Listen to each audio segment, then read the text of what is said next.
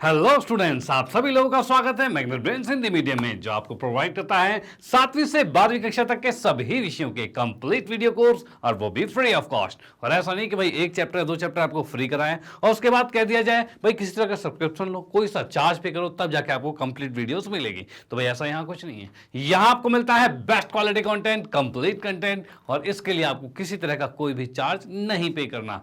भाई ये तो बहुत अच्छी बात। चलो इसी बात के साथ करते हैं आज के सेशन को स्टार्ट। तो आज हम पढ़ने वाले हैं वास्तविक संख्या, जो कि कक्षा 10वीं का पार्ट 1 है, और आज हम इसका करने वाले हैं माइंड मैप। यानी कि देखो, इस सेशन में, इस चैप्टर में हम अभी तक क्या क्या पढ़ चुके हैं, पहले तो मैं ये आपको बता देता हूं कि भाई इसमें सबसे पहले हमने सारे कॉन्सेप्ट को सीखा था। ओके, उसके बाद फिर हमने पूरे एनसीईआरटी के सॉल्यूशन को किया। उसके बाद हमने इसके एमसीक्यूज यानी बहुविकल्प प्रश्न को भी कंप्लीट कर चुके हैं, मोस्ट इंपॉर्टेंट क्वेश्चन भी कंप्लीट कर चुके हैं। यानी आपने अगर ये चीजें देख ली हो तो भाई बहुत अच्छी बात है, नहीं देखे तो जरूर देख लेना। ओके, आज हम करने वाले हैं इसके माइंड मैप को, यानी आज एक क्विक रिवीजन टाइप में ही हो जाएगा, क्योंकि इसमें हम देखेंगे इस चैप्टर में है क्या और क्या एक तरह का मैपिंग किया गया है। क्योंकि एक बार जब माइंड मैप समझ में आते हैं तो पूरी चीजें हमारे दिमाग में बैठ जाती है कि भाई ये चीजें यहाँ पर अवेलेबल है, ठीक है, ये कॉन्सेप्ट, सारी चीजें माइंड में सेट हो जाती है। तो भाई इसको बिल्कुल ध्यान से देखना, बहुत ही मोस्ट इंपॉर्टेंट कहा है ना, मोस्ट इंपॉर्टेंट सेशन है ये वाला। ओके, तो भाई जितना आपने पढ़ा है अच्छी बात है, नहीं पढ़ा है तो वो भी पढ़ लेना, बट यहाँ पर ये बहुत ही ज्यादा जरूरी है। तो करें सेशन को स्टार्ट, तो भाई बिल्कुल करते हैं और देखते हैं भाई क्या क्या चीजें हैं यहाँ पे।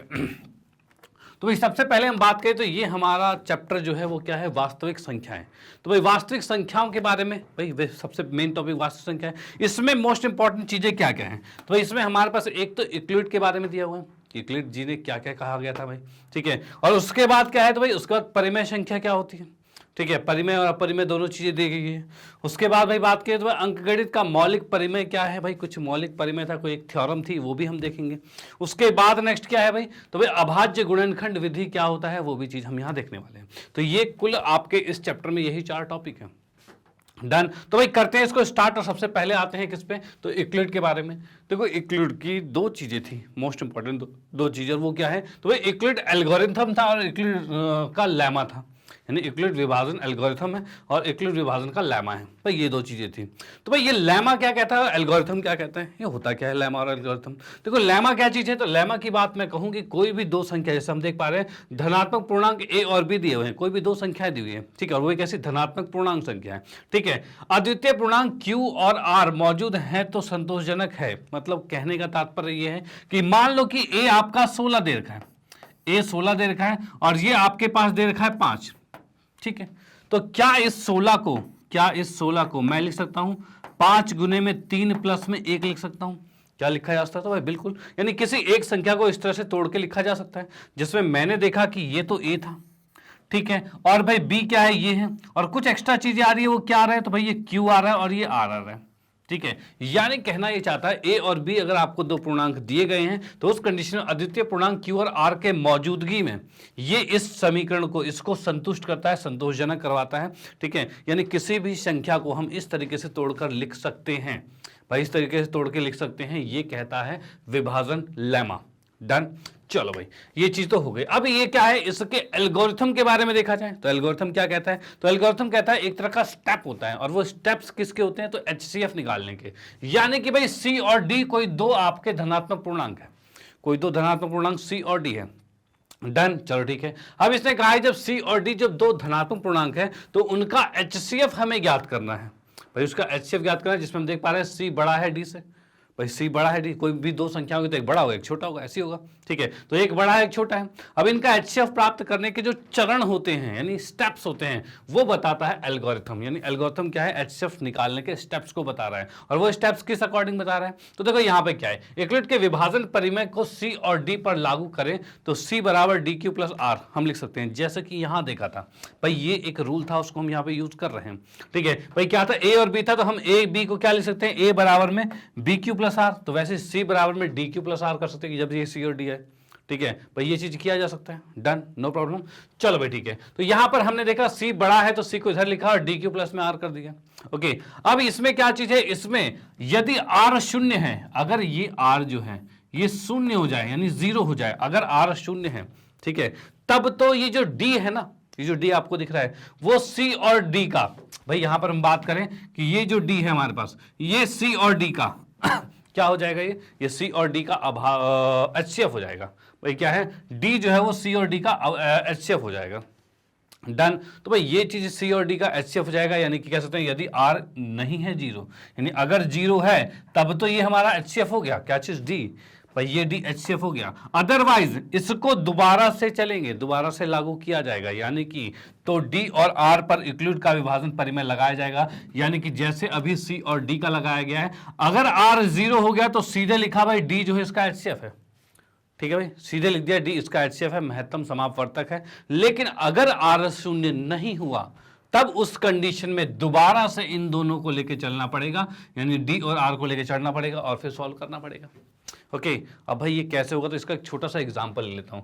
एग्जांपल क्या लेता हूं, मैं ले लेता हूं भाई 5 और 17 ले लेता हूं। 5 और 17 क्यों लेते हैं, हम ले लेते हैं 15 और 18 ले लेते हैं, 15 और 18 ले लेते हैं, ठीक है भाई। 15 और 18 मैंने ले लिया, तो 15 और 18 का HCF की बात की जाए तो भाई ये HCF ऐसे मुझे नहीं पता चल रहा, लेकिन जैसा कि इसने कहा उस अकॉर्डिंग हम इसको सॉल्व करते हैं। यानी कि मैंने 18 लिखा, इसके बराबर में लिखता हूं 15 गुने में 1 प्लस में 3 लिखा जा सकता है। क्या ये लिखा जा सकता है, तो भाई बिल्कुल भाई 18 को 15 गुने में 1 प्लस में 3 लिखा जा सकता है। डन। बट अभी हमने देखा इसका R शून्य नहीं हो रहा, भाई इसका R शून्य नहीं हो रहा। जब R शून्य नहीं हो रहा तब क्या कहा मैंने, जब R शून्य नहीं हो रहा तब D और R को दोबारा से करना पड़ेगा, यानी इस 15 को यहां रखना पड़ेगा, ठीक है, इस 15 को यहां रखना पड़ेगा, 3 को यहां, और इसके साथ क्या गुणा करूं कि 15 आ जाए, तो भाई 5 गुना करेंगे, यानी यहां मैंने देखा इसके साथ 5 गुना करें तब ये 15 आएगा, तो यहां प्लस में शून्य, मतलब ये इस तरीके से आ गया। डन। तो इस कंडीशन में यहां पर ये R जब शून्य आ गया तो ये इसका HCF आ गया है, ये इसका HCF आ गया। तो ये चीजें थी, यानी एक स्टेप में खत्म नहीं हुआ तो उसको अगले स्टेप में लेके आए, ठीक है, और वो भी कैसे, इन दोनों को लेके आए। इसका एक बेहतरीन तरीका मैंने बताया था जो कि भाग वाला तरीका था। भाग वाले तरीके में क्या था, तो भाई ये मैंने कुछ बताया था कि 18 को अंदर रखा, 15 को यहां, 15 एकम 15 करा और ये 3 आ गया। अब 3 को यहीं रखो, इस 15 को यहां ले आओ, भाई 3 पंचे 15 आ गया। अब शेषफल 0 आ गया, अगर शेषफल 0 आ गया तो यही HCF होता है, और वही चीज यहां पर लिखी है भाई, वही चीज इसी से उठाकर यहां पर लिखा गया। ये तरीका मैंने आपको बताया हुआ था, ठीक है। तो यहीं पर विभाजन एल्गोरिथम ये कहता है कि अगर जब तक R शून्य ना हो तब तक स्टेप को आगे लेते चलते जाओ, ठीक है, और जहां पर R जब शून्य हो जाएगा तो उससे पहले जो विभाजित कर रहा है, यानी यहां पर जो है वो इसका HCF होगा। डन। ये दो बातें बताई थी किसने, भाई यूक्लिड ने, एक विभाजन एल्गोरिथम और एक लेमा, ठीक है। लेमा में बताया कि किसी नंबर को ऐसे लिखा जा सकता है, और ऐसे लिखने के तरीके की हेल्प से हम इसका HCF निकाल सकते हैं, वो एल्गोरिथम में था। डन, यानी एल्गोरिथम इसके चरण हैं। ओके, चलो भाई ये मेन बात थी यूक्लिड की, ये हमने कंफर्म कर लिया है। उसके बाद हम आते हैं नेक्स्ट पे, भाई आगे क्या था, तो नेक्स्ट हमारे पास क्या है, परिमेय संख्या की बात करते हैं। तो परिमेय संख्या की बात करें तो परिमेय संख्या होती कौन सी संख्या है, तो ये परिमेय संख्या वह संख्या होती है जो P/Q की फॉर्म में हो। भाई परिमेय संख्या वह संख्या होती है जो P/Q की फॉर्म में हो, और साथ ही साथ Q होता है वो 0 नहीं होना चाहिए, भाई Q 0 नहीं होना चाहिए। डन। और साथ साथ एक कंडीशन और है, वो है ये कि P और Q जो है ये होना चाहिए क्या, पूर्णांक होना चाहिए, भाई ये पूर्णांक होना चाहिए, ठीक है, ये P और Q जो है वो पूर्णांक होना चाहिए। ये 3 स्टेप तो होने चाहिए, तब जाके हम कहेंगे वो परिमेय संख्या है, अदरवाइज नहीं होगा। ओके, अब देखो इसके अंदर क्या 3 स्टेप लिए गए, तो माना P, एक देखो इसी के अंदर एक बढ़िया सी थ्योरम थी जो कि हमने यूज भी किया था अपरिमेय संख्या को सिद्ध करने के लिए, और वो क्या कहता था कि भाई माना P एक अविभाज्य यानी अभाज्य संख्या, ठीक है, माना P एक अभाज्य संख्या है तब यदि P a वर्ग का को विभाजित करता है, यानी कि अगर मान लो P एक क्या है, अभाज्य संख्या है, और P जो है किसी a वर्ग को पूर्णतः विभाजित कर रहा है, अगर ये पूर्णतः विभाजित कर रहा है तो P a को भी पूर्णतः विभाजित करेगा, तो उस कंडीशन में P जो है वो a को भी पूर्णतः विभाजित करेगा, ये आपको पता होना चाहिए। डन, याद रखना, अगर P एक अभाज्य संख्या है और वो किसी के वर्ग को विभाजित कर रहा है तो ये वो उसको भी विभाजित करेगा, बिना वर्ग की संख्या को भी विभाजित करेगा, ये याद रखना।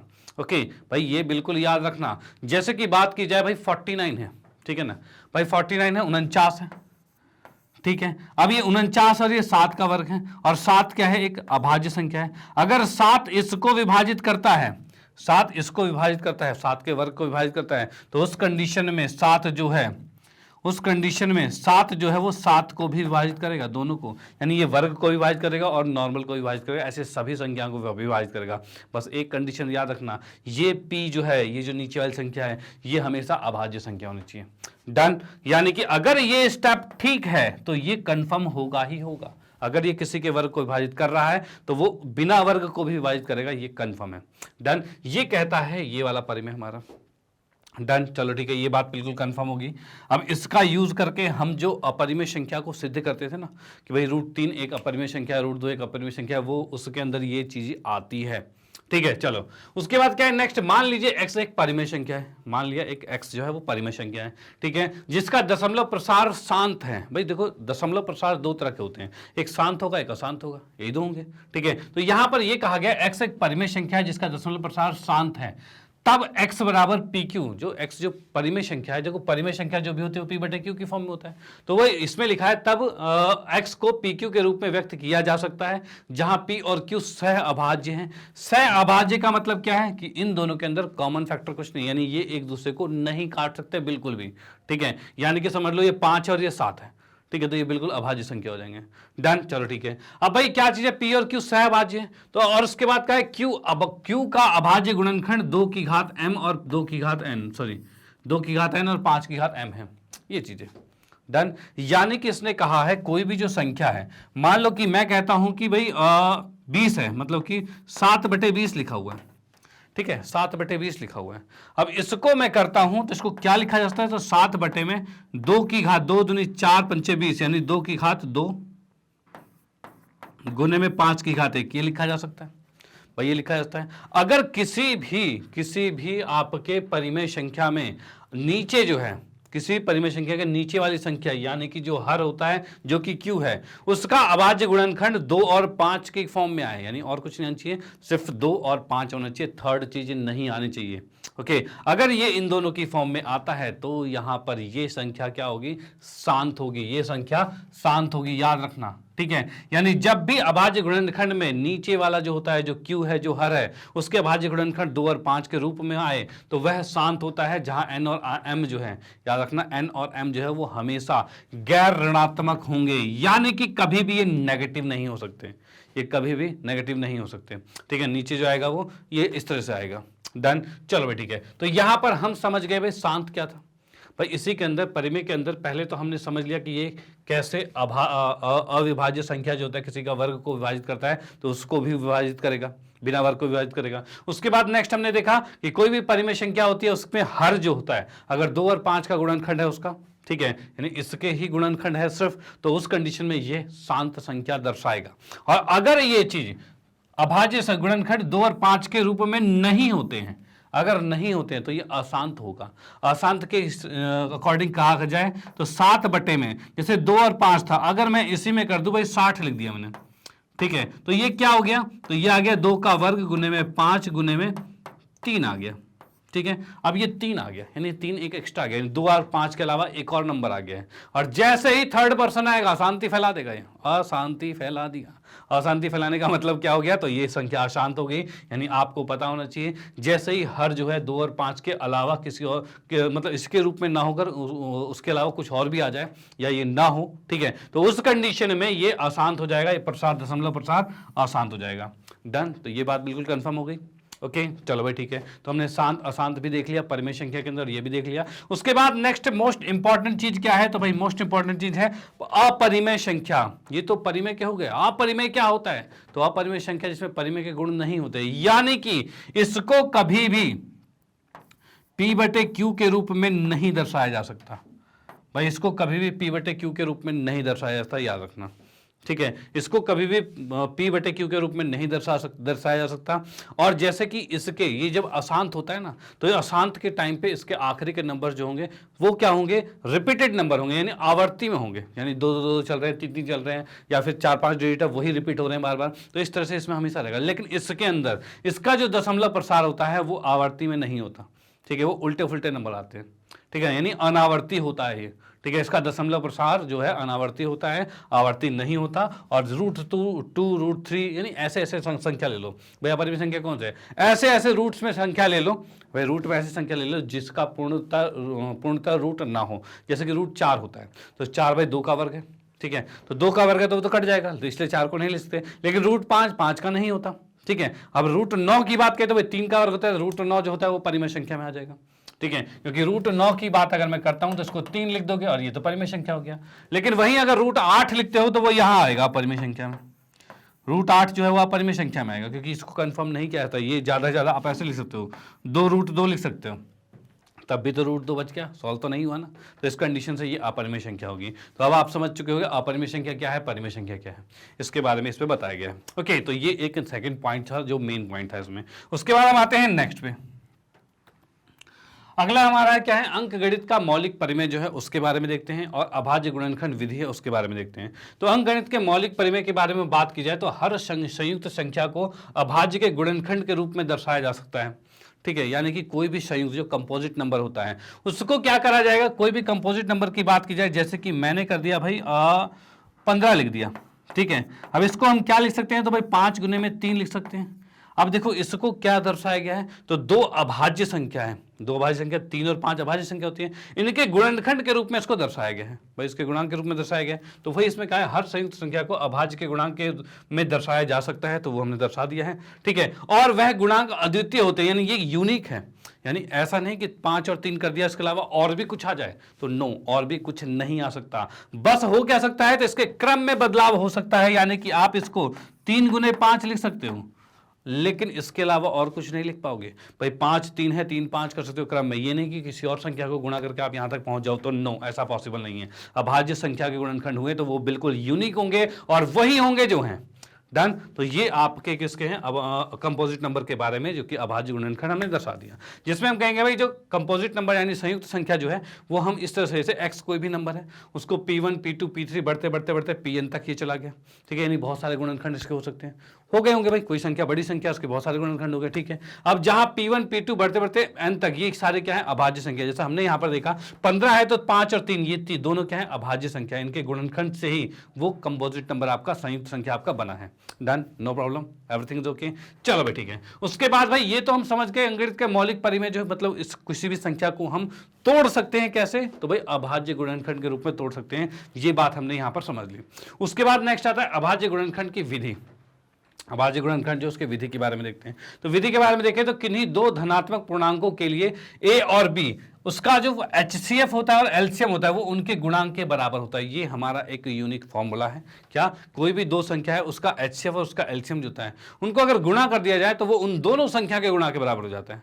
डन, ये चीज होता है। अब इसका एक एग्जाम्पल दिया हुआ है, जैसे कि कोई एक फंक्शन आपके पास ये दे रखा है, ठीक है। अब इसमें fx ये है और gx ये है, 2 अलग अलग संख्या है, इनका HCF देखा तो ये आ गया, LCM देखा तो ये आ गया, ठीक है। अब मैं आपको एक चीज बताता हूँ HCF और LCM कैसे निकाला जाता है, वो भी चीजें यहीं पर ट्रिक के तौर पर यहाँ पर देख लेते हैं। तो भाई जैसे कि अगर आपको इसमें देखना है, ठीक है, अगर इन दोनों का HCF निकालना है तो HCF निकालने के लिए आप क्या करोगे, तो उसके लिए हम करेंगे इसमें, जैसे कि x है तो x की मिनिमम घात कितनी है, तो भाई x की मिनिमम घात 1 है, तो भाई 1x लिखा, ठीक है भाई, ये x लिख दिया।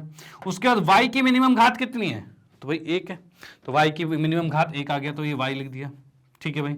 और उसके बाद इसमें देखा जाए 3 है और ये 3 दूनी 6 है, यानी 3 दोनों में कॉमन है, तो कॉमन तो होना चाहिए, तो 3 है तो 3 को लिख दिया, यानी 3xy ये आ गया हमारे पास। Done, no problem. तो यहां पर हमने देख लिया क्या चीज, 3xy जो मिनिमम वाले हमने देख चुने वो HCF आ गया। अगर मैं LCM की बात कर रहा तो मैक्सिमम वाले को देखना पड़ता, यानी मैक्सिमम वाले को देखते तो क्या होता, तो भाई इन दोनों 3 और 6 में मैक्सिमम कितना है, 6 आ गया। एक्स स्क्वायर और x में मैक्सिमम कौन सा है, तो x का स्क्वायर है, और y और y स्क्वायर में मैक्सिमम कितना है, y स्क्वायर, तो ये इसका LCM आ जाएगा। डन, जो मैक्सिमम वाला होगा वो LCM होगा, जो मिनिमम वाला होगा वो HCF होगा। डन, कोई दिक्कत नहीं। अब देखो क्या चीज है क्वेश्चन में, क्वेश्चन क्या, ये जो फॉर्मूला हमारा है इस फॉर्मूले को यहाँ क्या ये एग्जिस्ट कर रहा है, तो भाई बिल्कुल कर रहा है। जैसे कि हम देख पा रहे हैं LCF और LCM, यानी कि भाई मैं देख पा रहा हूं 3xy गुने में 6x स्क्वायर y स्क्वायर, क्या ये बराबर है इन दोनों के गुणनखंड के, a और b, यानी a और b ये दोनों है ना भाई, ये आपका a है और ये आपका b है, इन दोनों की बात करें, इन दोनों के गुणनखंड के बराबर है, तो भाई हाँ 3 गुने में x स्क्वायर, एक minute, 3x square y square, और साथ में क्या है 6x² y², ये चीज है। इसको अगर मैं गुणा करता हूं तो कितना है, 6 × 18 आ जाएगा। और भाई कितना है, x² y²। अच्छा एक चीज मैंने एक्स्ट्रा लिख दी यहां पर, एक्स्ट्रा क्या लिख दिया, 3x² y है और 6x और y² है। भाई इसको अगर हम गुणा करते हैं तो 6 × 18 आएगा और x की घात 3 आ रहा है और y की घात 3 आ रहा है। इधर गुणा किया तो 6 × 18 आ रहा है, चलो भाई ठीक है। और भाई x को गुणा किया तो x का क्यूब आ रहा है और y को गुणा y² को y से गुणा किया तो y की क्यूब आ रहा है। क्या दोनों बराबर आ रहे हैं, तो भाई बिल्कुल बराबर आ रहे हैं। यानी कि ये फॉर्मूला बिल्कुल याद रखना कि HCF अगर AB है और एलसीएम और AB यानी कोई भी दो संख्या है, उनके HCF और उनके एलसीएम को जब आपस में गुणा करते हैं तो वो उन दोनों संख्याओं के गुणा के बराबर होता है। वो हमने यहाँ पर देख लिया, डन, नो प्रॉब्लम। चलो भाई ठीक है, तो आप इसका स्क्रीनशॉट ले सकते हो, ये भी यहां पर समाप्त होता है। अब आते हैं नेक्स्ट पे। तो भाई नेक्स्ट हमारा है इसका अंतिम, यानी कि हमारे पास यहां पर भाई इसका माइंड मैप कंप्लीट हो चुका है। यानी इस चैप्टर में जितनी भी चीजें थी वो सारे हमने क्लियर कर लिए हैं। यानी कि जैसा कि मैं आपको बताऊं यहां पर, तो भाई यहां पर हमारे पास यूक्लिड के बारे में था, वो हमने समझ लिया कि यूक्लिड में उसके एल्गोरिथम और परिमेय, एल्गोरिथम और लेमा की बात थी, ठीक है। उसके बाद हमने परिमेय संख्या देखा, परिमेय क्या है और अपरिमेय क्या है, उनके बारे में डिस्कस कर लिया। उसके बाद अंकगणित के मौलिक परिमेय जो है उसके बारे में देखा कि भाई किसी भी अंकगणित कोई भी नंबर जो कंपोजिट नंबर उसको किस तरह से तोड़कर लिखा जा सकता है, अभाज्य गुणनखंड उसके होते हैं, ये हमने देखा। उसके बाद अभाज्य गुणनखंड की विधि क्या थी उसको हमने देखा, जिसमें हमने HCF और LCM के बारे में भी जान लिया। तो यही मेन टॉपिक है हमारे इस चैप्टर के अंदर, जो कि हमें पता होना चाहिए और उन्हीं के आधार पर क्वेश्चंस बनते हैं। और आपको करनी है प्रैक्टिस इसकी, ओके। और प्रैक्टिस कैसे करोगे, तो प्रैक्टिस करने के लिए आप क्वेश्चन लो और क्वेश्चन करो, ठीक है। और अगर आपको चाहिए मोस्ट इंपॉर्टेंट क्वेश्चन जो आपके एग्जाम के बिल्कुल पॉइंट ऑफ व्यू से, तो भाई हमारे प्लेलिस्ट में जरूर जाएं, वहां पर प्लेलिस्ट में जाकर उसके मोस्ट इंपॉर्टेंट क्वेश्चन की प्रैक्टिस जरूर कर लें। अगर आपने वो प्रैक्टिस कर ली उसके बाद फिर कुछ जरूरत नहीं है, ठीक है। उन्हीं में से पेपर आपका बनना है, चाहे आप अपने प्री बोर्ड में देख लो या फिर लास्ट ईयर के पेपर उठा के देख लो या फिर आपका जो अभी पेपर हुआ होगा उसमें देख लेना उठा के, मोस्टली क्वेश्चन उसी में से ही आए होंगे। अब उसमें से आए होंगे तो भाई वो तो सबसे ज्यादा इंपॉर्टेंट है। अब वो सबसे ज्यादा इंपॉर्टेंट है तो उसकी प्रैक्टिस एक बार कर लो, फिर तो आपका हाथ कोई नहीं पकड़ा, मजा आ जाएगा, ओके। तो भाई ये चीज जरूर करना। और उसके बाद फाइनली मैं आपको बताना चाहता हूं मैग्नेट ब्रेन के बारे में। तो भाई मैग्नेट ब्रेन एक ऐसा प्लेटफॉर्म है जो आपको प्रोवाइड करता है केजी से लेकर 12th क्लास तक के सभी विषयों के कंप्लीट वीडियो कोर्स, और वो भी फ्री ऑफ कॉस्ट। और रही हिंदी मीडियम की बात, तो भाई इसमें 7वीं कक्षा से 12वीं कक्षा तक के सभी विषय वो भी यहाँ पर कंप्लीटेड है, ठीक है। तो भाई आप इसका फायदा उठा सकते हो। आप इसके साथ साथ अपने फ्रेंड सर्कल, रिलेटिव या फिर आपके जान पहचान में कोई भी हैं जो इन कक्षाओं में पढ़ते हैं उनको ये सजेस्ट कर सकते हो, जिससे भाई उनको भी इसका फायदा मिल पाए। और भाई साथ साथ इसमें कॉम्पिटिटिव लेवल के एग्जाम की प्रिपरेशन भी करवाई जाती है, जैसे देखोगे NTSC, ओलंपियाड, COT, इसकी प्रिपरेशन भी करवाई जाती है। और साथ ही साथ स्पोकन इंग्लिश भी अवेलेबल है। और भाई यूपी और बिहार बोर्ड के तो स्पेशल क्लासेस चल ही रही है अलग से, डन, कोई दिक्कत नहीं है। चलो भाई, और भाई साथ साथ में क्या है, तो भाई यहाँ पर आपको एक वेबसाइट मिलेगी जो कि हमारे मैग्नेट ब्रेन की है, www.magnetbrains.com। और साथ में एक मोबाइल एप्लीकेशन है मैग्नेट ब्रेन्स का। यहाँ पर आकर आप अपनी पढ़ाई को बिल्कुल बेहतरीन तरीके से कर सकते हैं। और वो कैसे, तो यहाँ पर सारे लेक्चर, सारे वीडियोस बिल्कुल अरेंज और सिस्टमैटिक तरीके से दिखते हैं। यानी कि आप अपनी कक्षा चुनिए, अपना सब्जेक्ट चुनिए और सीधे पढ़ाई करते रहिए। यानी उसमें कोई भी एक्स्ट्रा अनवांटेड चीज आपके सामने नहीं आएगी। हर चीज बिल्कुल सीरीज में, हर चैप्टर मिलेंगे, हर उसके कॉन्सेप्ट मिलेंगे, सब कुछ मिलेगा, डन। तो इसकी पढ़ाई कीजिए और अपने फ्रेंड सर्कल में जरूर शेयर कर देना, जिससे उनको भी फायदा मिल पाए, ओके। तो भाई बाकी लास्टली ये कहना चाहता हूं, अगर वीडियो आपको अच्छी लगती है तो इसे लाइक कीजिए, न्यू है तो सब्सक्राइब कीजिए और शेयर तो आप करते रहिए, ओके। Bye, thank you.